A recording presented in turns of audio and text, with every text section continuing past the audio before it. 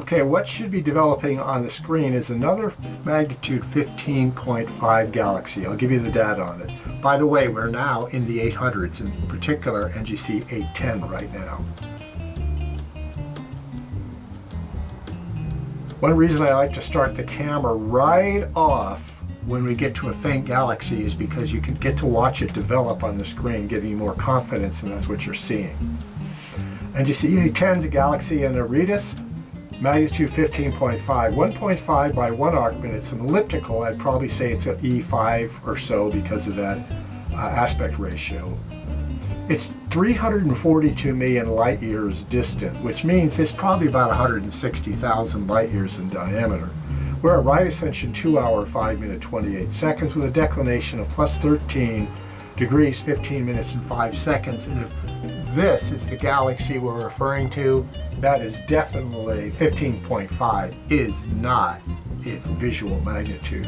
And given it's an elliptical, that galaxy is more in the 14th magnitude range because its BV index to visual for elliptical galaxies is about magnitude 1.5.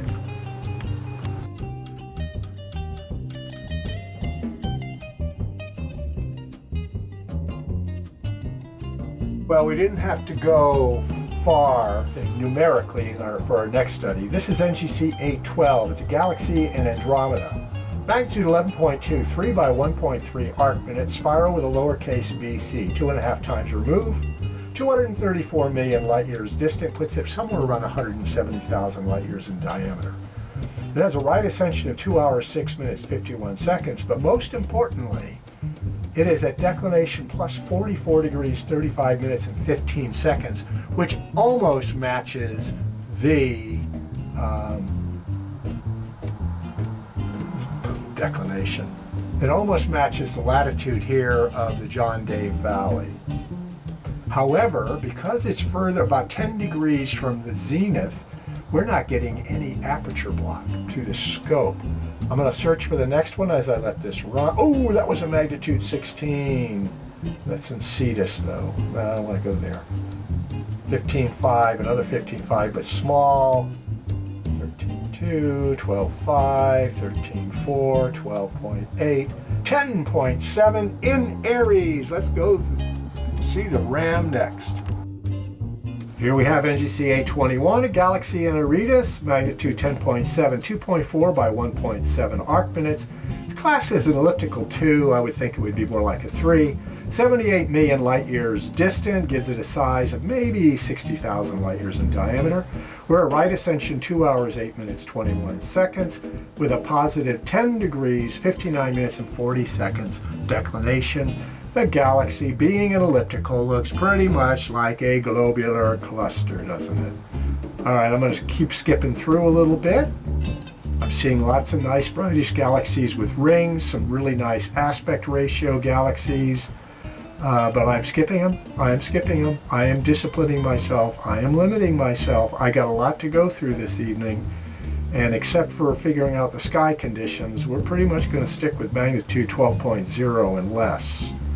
Here's a 12.1. I'm going to skip that one. 13.3, 14th, 12.9, 13.1, 13.4, 12.6, 12.7, a star, 15th, at 13.5, a 12.1, another 12.1, 13, a 14.3 with a ring, be interesting, 12.9, 13.5, 13, boy, we're skipping a lot now, 13.1, 12.6, 13.2, 12.4, 13.7, 13.2, wow, we are hopping. Good, because I don't want to have to do more than 40 this evening. 12.9, 10.9 galaxy in Cetus, and it's actually a positive in the northern hemisphere. All right, NGC864 is a galaxy in Cetus, magnitude 10.9, 4.7 by 3.2 arc minute, football-shaped spiral with a bar in lowercase c, so relatively undeveloped. Shouldn't be seeing much of a core. It's right next to a very bright star, although it's got a little condensation towards the middle. We're at right ascension 2 hours, 15 minutes, 27 seconds, declinations plus 6 degrees and 7 seconds. I'll continue giving some magnitude readings: 13.1, 12.9, 12.9, 13.9. Here's an open cluster in Perseus, but too far north. Here's a magnitude 16. Let's go for that baby in Aridus. Here we go. NGC800 is a galaxy in Aridus, magnitude 16. Once again, could be the blue-violet. Smallish though, 0.3 by 0.3 arc minutes. It's a compact, 761 million light years distant. So that basically means it's roughly about 80,000 light years in diameter. This baby is brilliant, however, to be seen at such a distance. However, it is magnitude 16. Its right ascension is 2 hours, 17 minutes, and 9 seconds with a declination of plus 14 degrees, 31 and 21 seconds. There is a very large, brightish galaxy on the screen. That is not our baby. Keep looking for it as I skip through. Here's a 13.6, a 13.8, a 13, 14.2, 12.9, 14.5, and an 11.9. So let's have a look at that one. This one should look familiar because it was hardly a click away from our last study. NGC877 is a galaxy in Aridus, magnitude 11.9, football shape, 2.4 by 1.9, spiral with a bar, 2.5 times the BC galaxy removed, 176 million light years, probably about 105,000 light years in diameter. It's a right ascension, 2 hours, 17 minutes, 59 seconds, with a positive declination of 14 degrees, 32 minutes, and 38 seconds. Skipping along, 13.7, 15.1, 15.8, no, we're not going there, 12.4 with a ring, forget it, I'm not doing it, 13.6, 13, 6.1, but it's far too north, it's an open cluster. We have a 12.9, we have an open cluster, it's too far north, 13 in Cetus, and 11.2 in Triangulum. It's our next. NGC890 is a galaxy in Triangulum, magnitude 11.2, 2.9 by 2.3 arc minutes, elliptical class 4, 182 million light years distant, means it's probably about 120,000 light years in diameter. It's got a right ascension of 2 hours, 22 minutes, and a positive northerly declination of plus 33 degrees, 15 minutes, and 55 seconds. Keep an eye on it. Our next one is, it's a 9.9 magnitude galaxy in Andromeda. Of course, you know what that one's going to prove to be. All right, I'll let this one develop. It's a galaxy in Andromeda. It's magnitude 9.9, 13.1 by 2.8 arc minutes, so roughly a 4:1 aspect ratio, spiral with a lowercase b. So it should have some core brightening. It's a mere 29 million light years distant, but that doesn't mean it's merely in size. It's probably somewhere around 110,000 light years in diameter. And when I give you the designation, you can go look for it, look it up. It's at right ascension, 2 hours, 22 minutes, 33 seconds, with a declination of 42 degrees positive, 20 minutes, and 53 seconds. I'm going to allow it to continue developing on the screen as I skip through. I'll give you some more information. There's a 15.7 in Cetus. There's an elliptical without a magnitude in Cetus. There's 11.7 in Cetus. That's where we are about to head next. Goodbye, NGC891. We love you. NGC895 is a galaxy in Cetus, magnitude 11.7, football shape, 3.6 by 2.6 arc minutes. It's fairly large for 11.7. Spiral with a lowercase c, 98 million light years distant.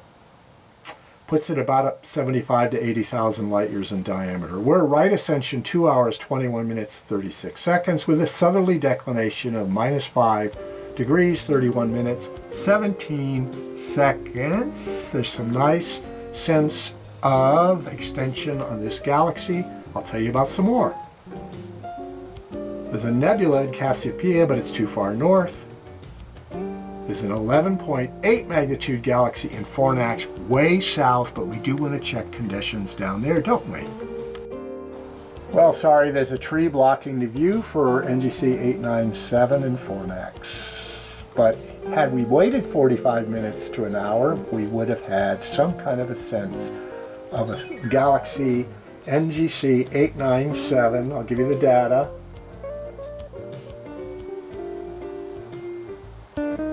Which is within my bounds. 897, a galaxy in fornax, the furnace, magnitude 11.8, 2.1 by 1.3 arc minute, spiral with a lowercase a, 209 million light years distant, right ascension 2 hours 2106, declination of minus 33 degrees, 43 minutes and 17 seconds. Over and out. All right, with that 1 bar left on the camera, we're going to watch Messier 74, that galaxy in Pisces, formulate on the screen. I'll give you the data. Messier 74. I will include this in every video I put out that breaks down this this sampler for a while over the next couple of weeks. This is Messier 74. It's a galaxy in Pisces, magnitude 9.4, 10 by 9.4 arc minutes. 35 million light years distant, puts it about 100,000 light years in diameter. We're at right ascension 1 hour 36 minutes 41 seconds with a declination of plus 15 degrees 46 minutes and 58 seconds. I am going to allow it to develop a little bit, and I'm going to say Carpe Noctem now just in case the camera decides it wants to shut itself down because I'm not feeding it enough electricity. So let's watch this baby develop.